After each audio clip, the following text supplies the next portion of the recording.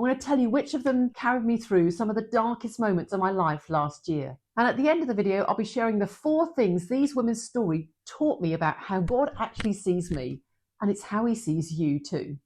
And I want to start with the first woman who surprised me, because her story set the tone for everything that followed. So the first woman we're going to look at is Ruth and Naomi. I spent months with these women last year, and I think it was just God's perfect timing, because I was going through such a challenging time in my life, a period of transition. We were in the process of losing and saying goodbye to my niece, who sadly died of cancer at the end of the year.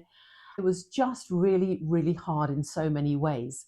And as I dug into their stories, we see all these sort of like people swooping in and making it all right, don't we? In sort of like all the Disney movies. And God isn't a Disney hero.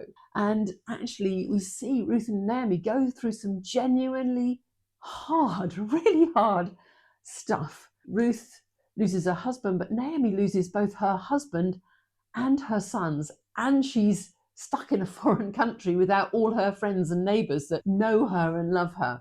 And we see God take that story and weave it together to be, in the end, something beautiful, because he weaves their story and their tragedies, even those, into his story. And probably the most important thing I take away from their story is that there's so many times where it says, it just so happened that she went to Boaz's field, that the kinsman redeemer came past.